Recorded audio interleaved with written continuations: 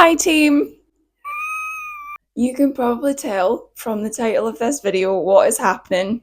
I don't even know where to begin. As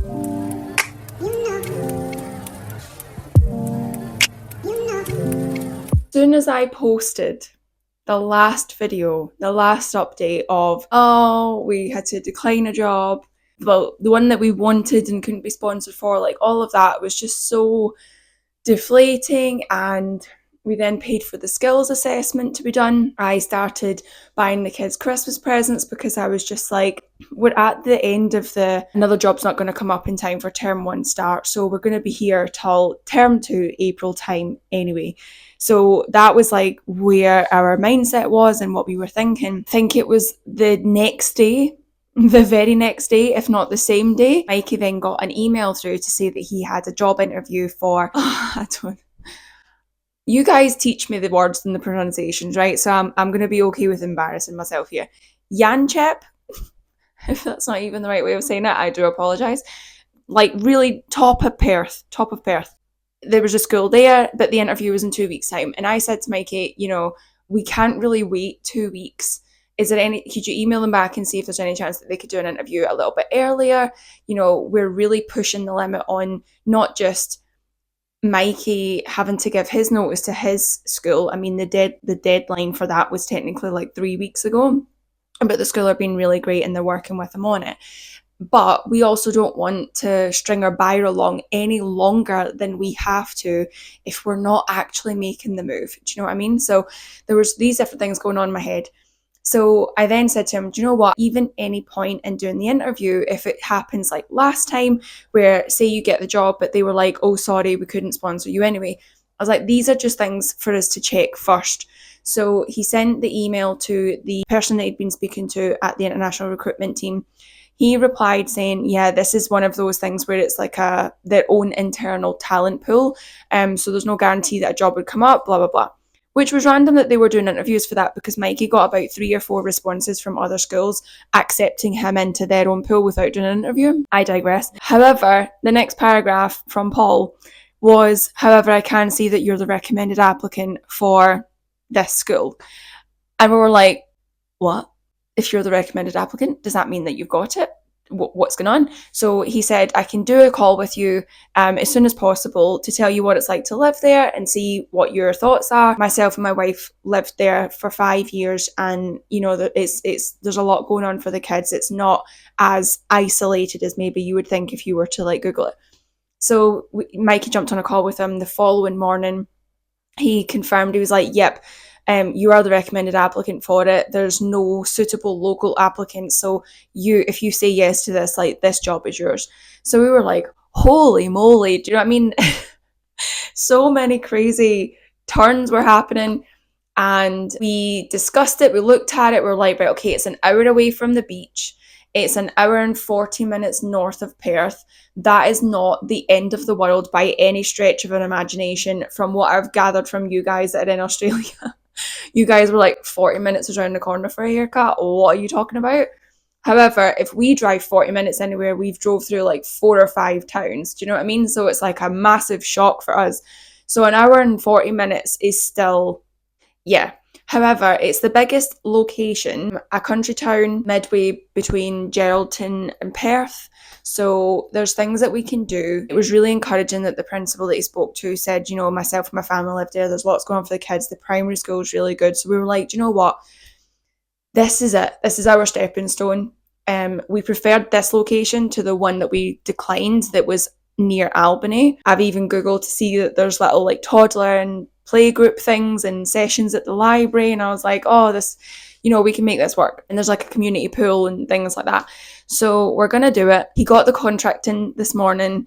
The start date is the 20th of January, and now it is all systems go, go, go. And I have just been I'm only just now eating and it's like 1 p.m. because I was up at 5 a.m. expecting this email to come through because they told us, once the visa department passes it, your contract will come through Wednesday morning. So we're like, right, okay, we're waiting for Wednesday morning.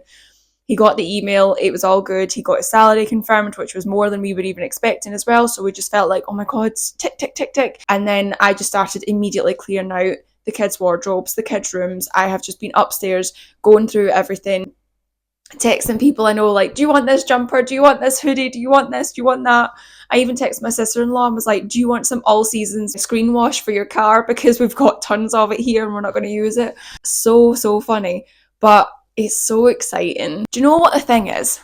What I was thinking about it, and I was saying to my best friend about this, was I feel like we have been delusional about this dream for the past 9 years. We have said to everybody that we know that has asked us a question of like, what's your plans? What are you doing? Blah, blah, blah. We were like, we're moving back to Australia. We're moving back to Australia. And, you know, it took us a lot longer than we thought it would. And then, unfortunately, from getting quite bad advice from a visa company, it meant that I think we were delayed a little bit longer. But do you know what? I really trust in divine timing. I trust in everything happening as it's supposed to and when it's supposed to. And, you know, as much as we want things to happen really quickly or whatever, it's happening now. And I honestly don't think that it would have happened if we hadn't have been so delusional and been like, well, no, it's definitely going to happen for us. This is what our plans are. You know, even when we got told Mikey could never be a teacher in Australia because of his length of his qualifications, we were like, well, no, I don't accept that. And then we found the pool, and then we found that he got accepted for a teaching registration, which again, the visa company told us would never happen.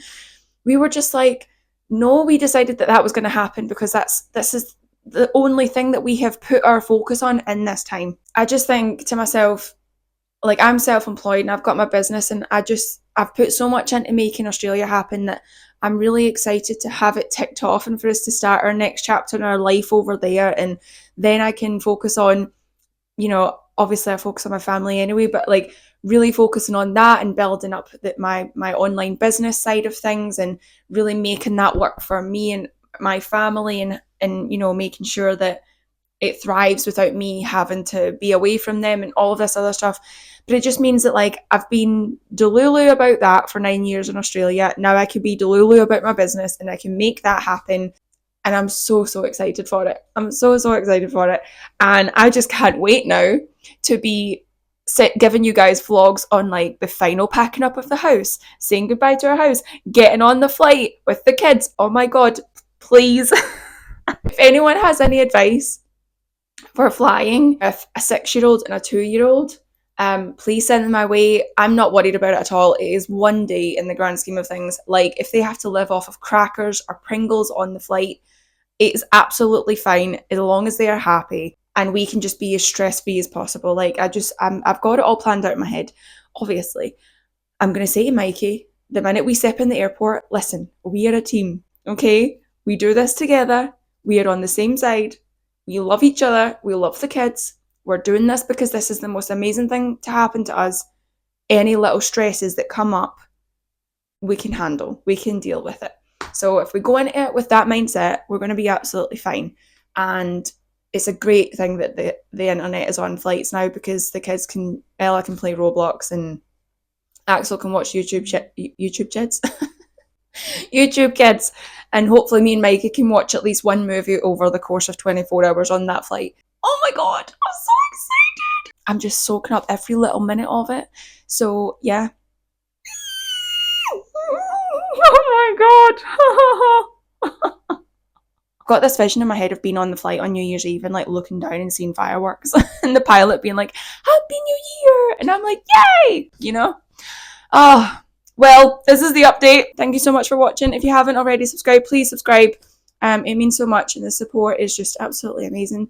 And I will see you guys in the next one. Bye.